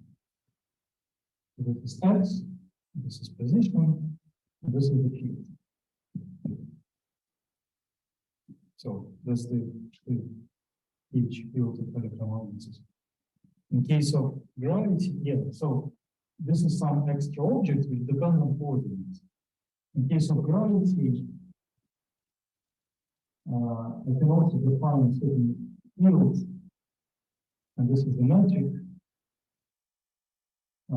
But the metric itself defines my my space, and in its turn, it defines some coordinates in this space. So it's a little bit more, well, self-contained object, I would say, in contrast to electromagnetic fields.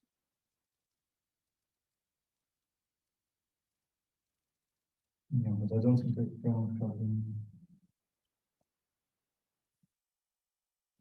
explanation for what you ask.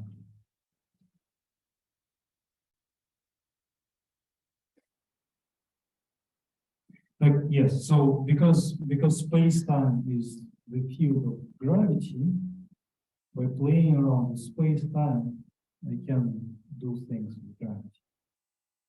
But the field of electromagnetism is a different entity, a different object. So by playing around with space-time, I cannot get rid of that. I may be able to get rid of it by doing the gauge transformations inside this field.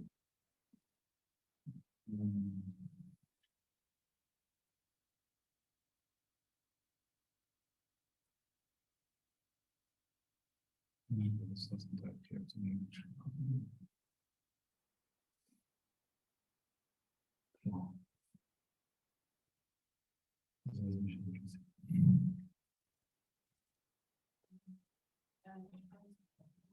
Second question. Sorry. About it's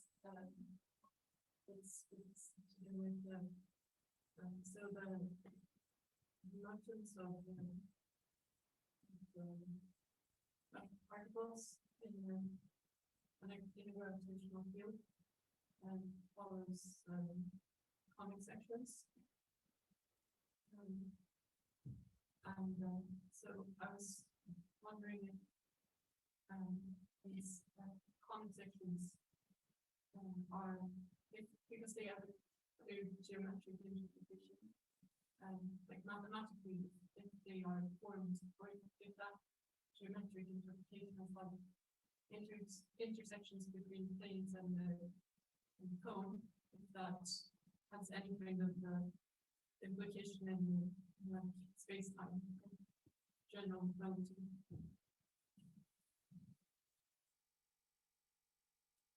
Well, I would call these parabolas. Conic sections is yes. Question was so we know that. I see. So basically, even closed trajectories are also okay. It's very good. So the question was the following, I guess. So we have different trajectories of bodies and gravitational field. This can be ellipses, or this can be parabolas. This is for finite trajectories, and these are for trajectories which come and leave.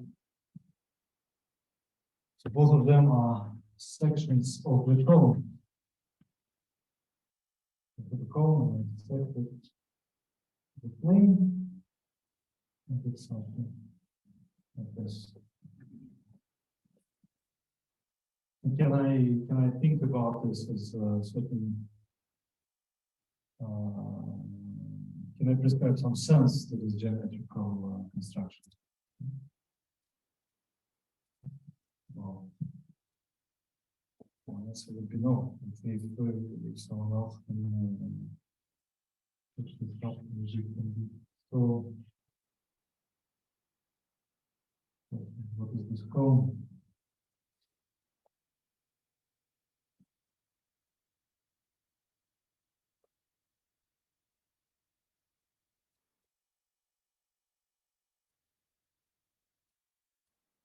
Yeah, it would be actually quite interesting to see. So all these trajectories, the best way to derive them is to think about the orbital the orbital momentum.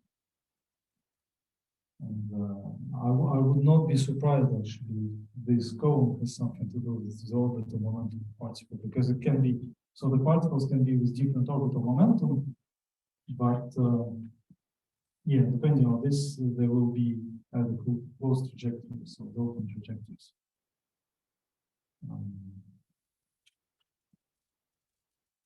Yeah. So, it would be interesting to look a little bit closer at the equations. But the equations are horrible.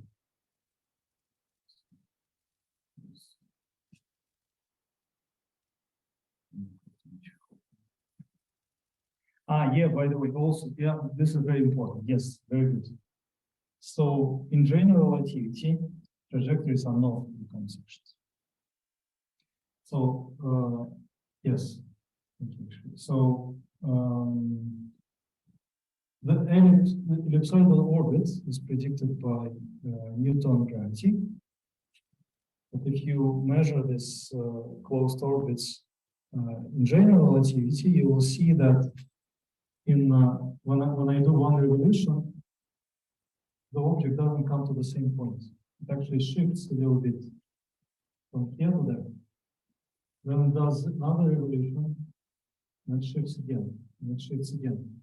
So actually, these orbits are not closed, they are not sections. And this effect is entirely general relativistic effect, and this is called the shift of perihelion. And this is one of the predictions of general relativity which has been tested and approved at early stages. So one can look at the shift of perihelion of Mercury around the Sun, and the numbers there are something like, I will make up something like 3, 6 angular minutes per year. Tiny thing. So, but if you take into account the motion of all the neighboring planets within the Newton theory of gravity, you'll get the number 0, 3, 2, 2, roughly speaking. So it's not enough. But if you calculate the general relativistic corrections, you get exactly the missing 4. That's the order of magnitude of numbers which are there. So the total number is this. 90% of it is due to some extra effects of Newton relativity, but there is some 10% which was missing for a long time, and which has been cured by general relativity.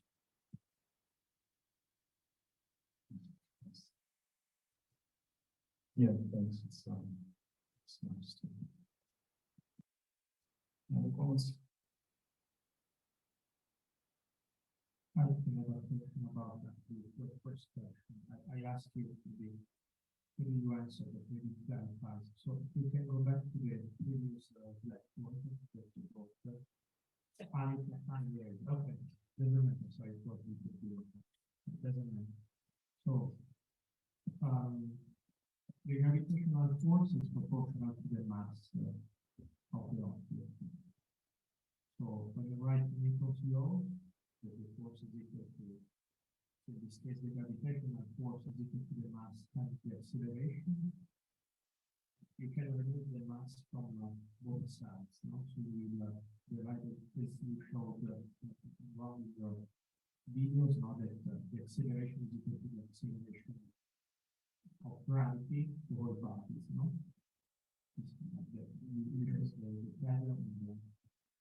a piece of metal, no, going down with the same acceleration, because the mass of the individual object is not matter. So my question is, what happens is, instead of the gravitational force, we have the electric force. Would be the acceleration universal, would depend on the charge. This clarifies the answer. Well, if you have electric force, then the force depends on the charge. So if I have a charged feather and no charged feather, they will be attracted by the electromagnetic field in a different way. With gravity, you cannot do this. That's it's remarkable. So it doesn't matter. You cannot change anything in the object so that it will start falling with different acceleration. It really tells something that it's not the object. It's not like it's not about the objects. It's about space in which objects are propagated. Objects can do nothing. I think this is the big statement about the Green's principle. That you should not look at the objects. You should think like what happens with the straight lines. Is it what you were asking? Yeah.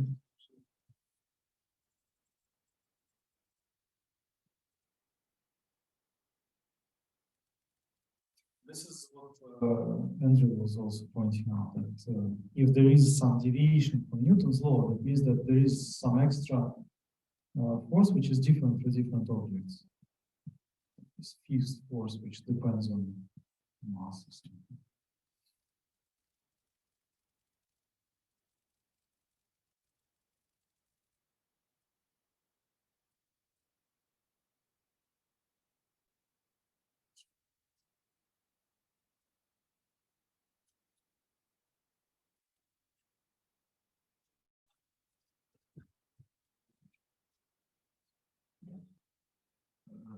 Why all of the stars and planets, even the dark,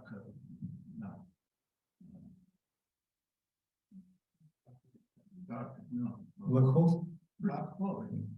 All this is the curvature time, which is the gravitation. It is the same kind. I mean the border. Yeah, they're all spherical Yes. objects. But why suddenly it is for galaxies it is the disk? What is the what is the Well, I think, yeah, the reason I think that they rotate. So if something starts rotating, it's, well, there's actually, it's a good question actually because it explains something. So you could have an object, then actually based on the conservation laws, it has some energy, it has, well, it can have some energy or mass, it can have some electric charge, it can have some momentum if it flies somewhere, but it also has angular momentum. So angular momentum is another conserved quantity which characterizes the object. So angular momentum, if it rotates, it has some axis of rotation, and basically all the disks which we see in space, like take solar system for instance. In solar system, all the planets are going around the sun in the same plane, because all of them they emerged from the cloud of gas which had some particular angular momentum. So now all the planets which are formed out of this gas, they are following the same plane of rotation, which is described by this angular momentum. So the angular momentum of the solar system is conserved, despite the fact that from the state of the cloud of gas, it evolved in the planetary system, but this plane is still existing, and the rotation is the same direction.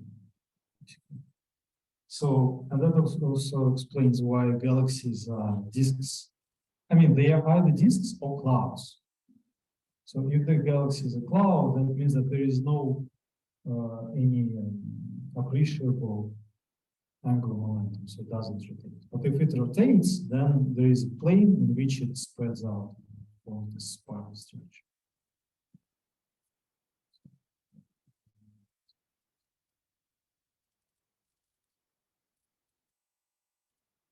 And there's dark matter actually also inside the galaxy, which makes it hold stronger together.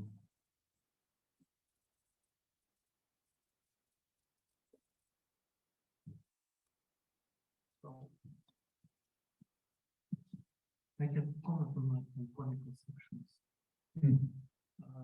So can I speak from here? It will be Otherwise, very close to your mouth, so that it can be picked up. So it's actually behind conical sections. There is a nice history. I wanted to mention it a little bit. So you have to understand that first of all, why it's hard to answer the question, because conical section was used by scientists to describe gravity several centuries ago. And actually, once I even reviewed the master defense of some physicists who did historical study of how people describe so-called brachistochrone problem in the past. And in the past, if you look in the original papers, they didn't use calculus yet, or at least it was not serious used, as they actually were drawing geometrical figures. And they were able to prove so many things by actually doing geometry.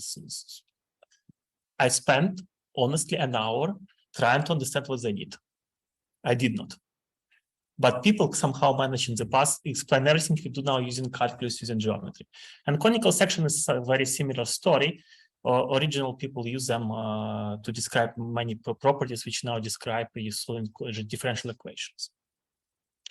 But now, why conical sections? Why actually they are there? Indeed, in general relativity, when we include Einstein gravity corrections, there will be no conical sections.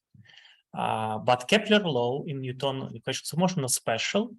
Actually, as we understand them these days, they have hidden symmetry. Global symmetry of the world is translations and also rotations in three-dimensional space. But Newton equations, like written a long time ago, have a hidden symmetry. In mathematics, the symmetry group is called SO4, and they hiddenly can be rewritten as a movement of a particle in a three-dimensional sphere. So you have to imagine four-dimensional world and three-dimensional sphere. So you can rewrite a movement of planets as movement of particle in three-dimensional sphere and four-dimensional world. This is just mathematical fault. It doesn't mean we have extra dimensions. Actually, this sphere is momentum space. But so the hidden symmetry, and first person and it was very important for Newton to confirm gravitational equations of motion in the past, because what was happening? There was a lot of observations, and then Kepler wrote 3 Kepler laws. One, I'm sure if you just read Kepler laws, one of them will tell you equations of a cone. And using these laws, Newton eventually confirmed his equation using a lot of geometry, not much calculus, although he invented one of the inventors of calculus.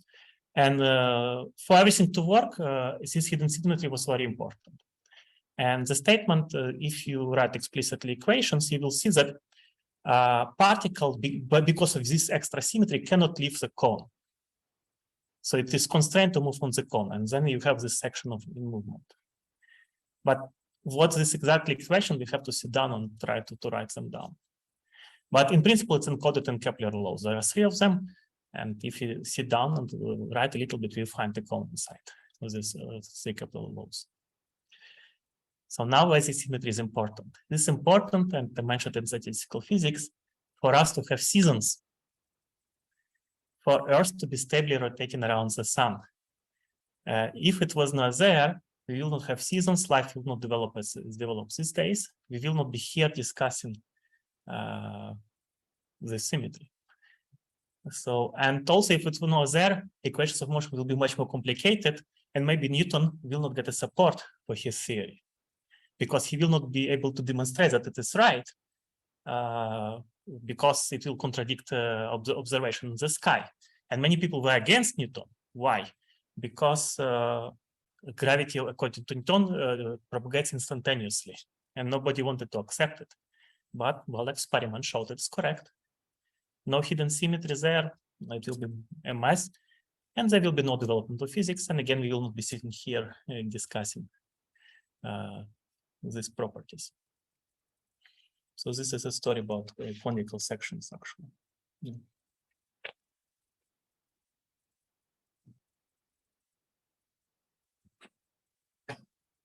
That's why it's useful to start with pilots, which is simple enough to show the proof of concept, but not too complicated. Yes. Because if you would start with general relativity right away, it would be maybe too complicated to that. You need to start with something simple.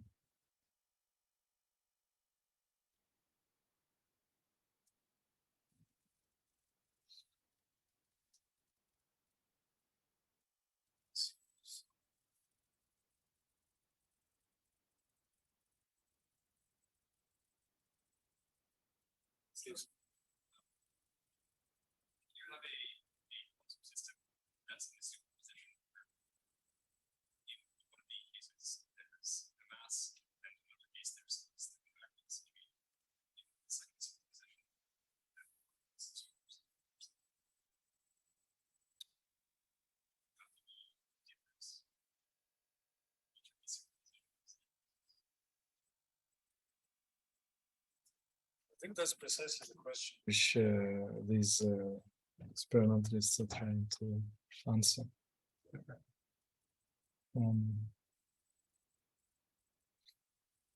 Well, I mean, on these scales, it is really, it feels wrong to try to apply the laws of gravity as we write it like in classical form, because they are classical equations. So writing classical equations for quantum objects is, I mean, has all the chances of being missing.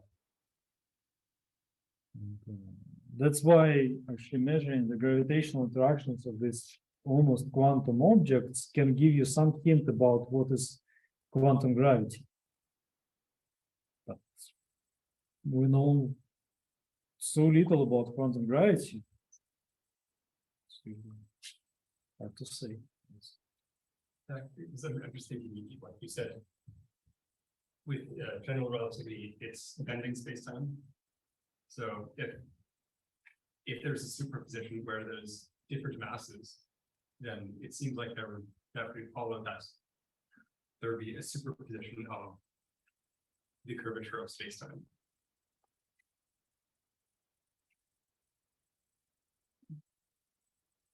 Well,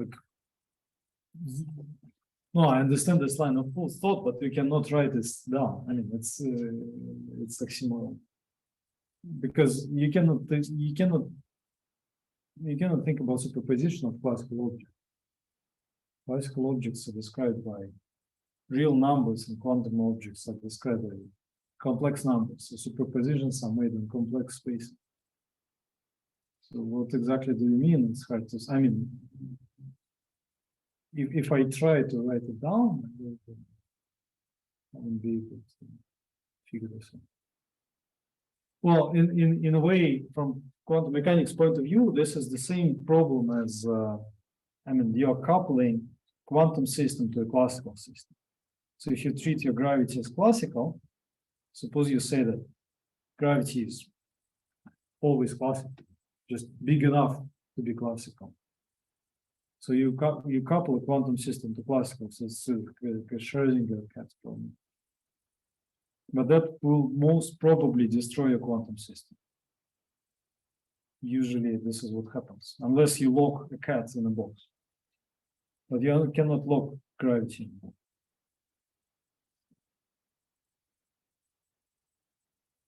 On the other hand, this is not a pointless question to ask. So it's just we don't have the machinery to describe it in a correct way. So if we just try to use Einstein laws, that doesn't make sense, which just points out the deficiency. I mean, the place where you need to improve the theory. This certainly.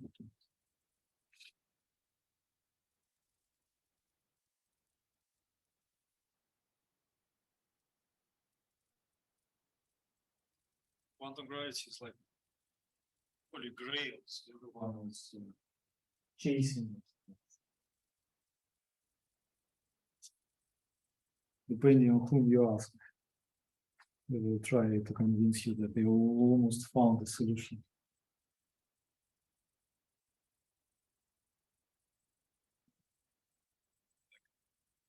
Big Bang Theory. Nice episode. They were competing with string theories, low gravity people.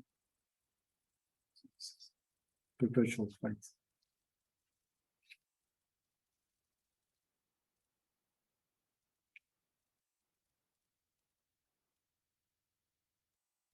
Yeah, I think I will close this, but if there are more, you can keep discussing.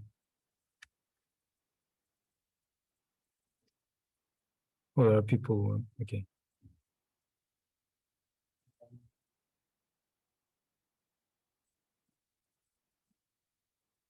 Good, let's then call it a day.